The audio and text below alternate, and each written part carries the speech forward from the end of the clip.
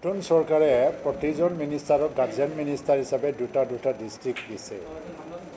মই বাক্সা ডিষ্ট্ৰিক্টৰ guardian minister আৰু চিৰাং ডিষ্ট্ৰিক্টৰ।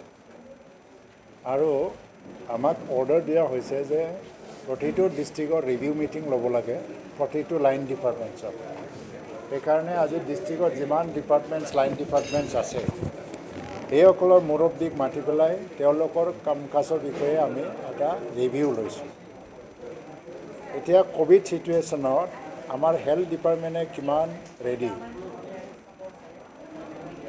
বাক্সা জিলা হিচাপে প্ৰতিদিনত 7,000 ভেকচিন দিয়াৰ এটা টাৰ্গেট দিছে প্ৰতিদিনত। কিন্তু বৰ্তমান যিটো ৰেডিনেছ বা প্ৰিপেয়াৰ্ডনেছ আমাৰ জিলা হিচাপে 7,000তকৈ বেছি আমি ভেকচিন দিব পাৰি। এইটো নিৰ্ভৰ কৰিব ভেকচিনৰ এভেইলেবিলিটিৰ ওপৰত।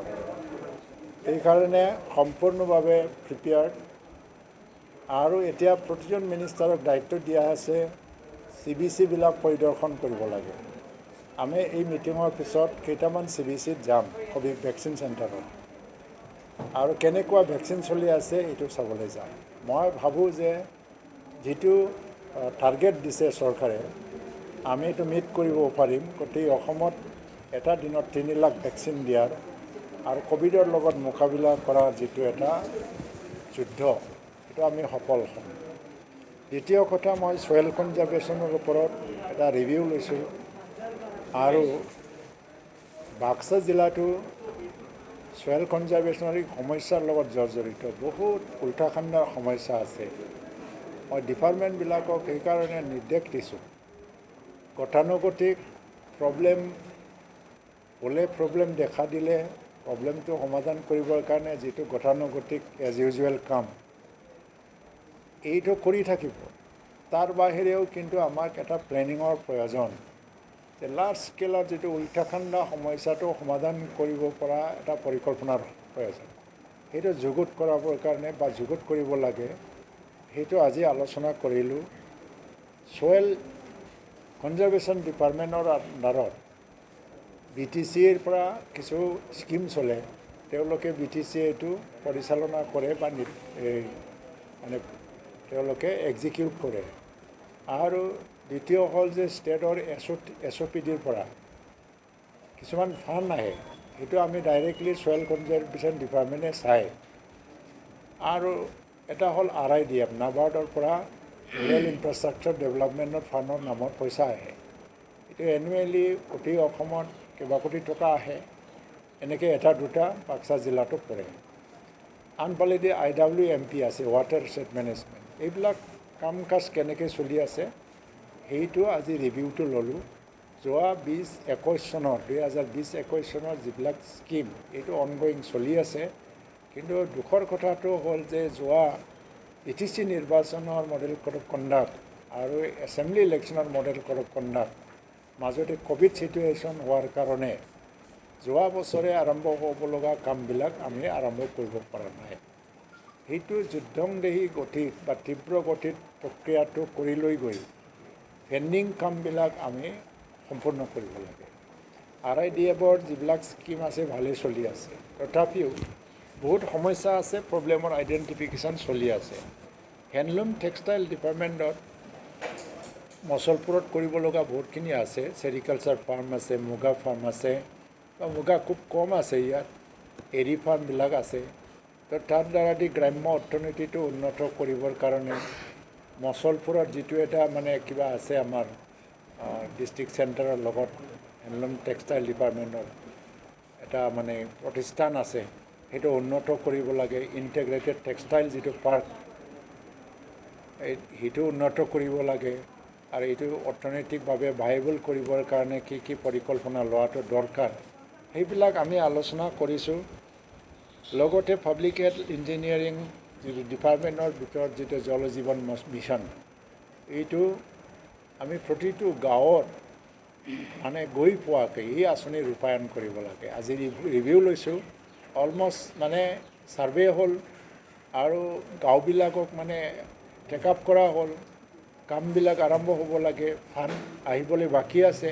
বাকী যিবিলাক গাঁও বাকী থাকি গৈছে সকলো গাঁৱকে সাঙুৰি লৈ যাতে প্ৰতিখন গাঁৱৰ মানুহে প্ৰতিজন মানুহে যিটো মানে ড্ৰিংকিং ৱাটাৰ বা খোৱা পানী শুদ্ধ খোৱা পানী পোৱা তাৰ ব্যৱস্থাটো কৰিব লাগে। সেইটো যিকোনো প্ৰকাৰে এটা টাইম বাউণ্ড মেনাৰত আমি সম্পূৰ্ণ কৰিব লাগে। একো নাই, কিন্তু নেশ্যনেল পাৰ্ক এটা আছে, কিন্তু তাৰ মাজত কিছুমান ৰেভিনিউৰ প্ৰব্লেম আছে, ৰেভিনিউ কালেকশ্যনৰ প্ৰব্লেম আছে। সেইবিলাক মিট মাত কৰিব লাগিলে বহুত অৰ্গেনাইজেশ্যন, বহুত এজেঞ্চিৰ লগত আমি আলোচনা কৰিব লাগে। এই বিষয়ত আমি অলপমান আলোচনা কৰিছোঁ। বাকী যিবিলাক মানে ফুড এণ্ড চিভিল ছাপ্লাই, হয়তো ইয়াত বহুত সৰু সুৰা সমস্যা হ'লেও বহুত সমস্যা আছে। যেনেকৈ ৰেচন কাৰ্ডবিলাক পোৱা গ'ল, আইডেণ্টিটি কাৰ্ড পোৱা গ'ল, আৰু ইয়াত বহুত ডুপ্লিকেশ্যন চলি আছে।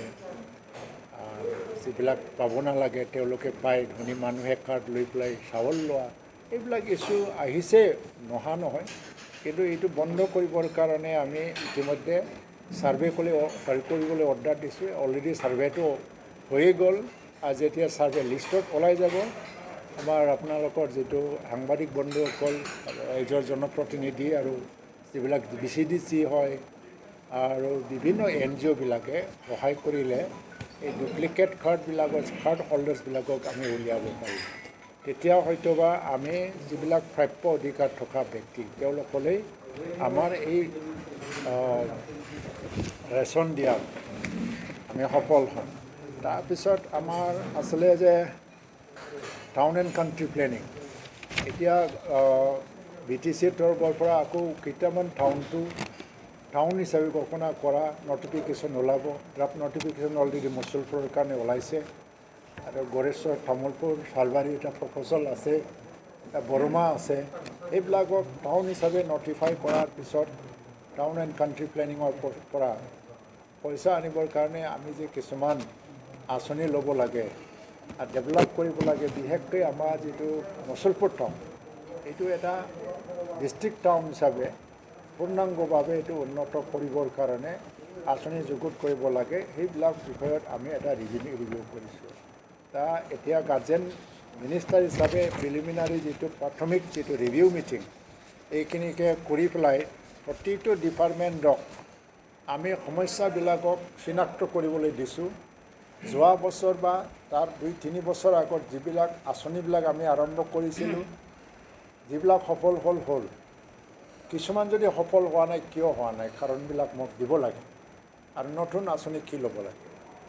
আজি মিটিঙৰ লগত এটা ইছ্যু আছে যে এইটো এটা ভিজন ডকুমেণ্ট তৈয়াৰ কৰিব লাগে আমি জিলা ডেভেলপমেণ্টৰ কাৰণে।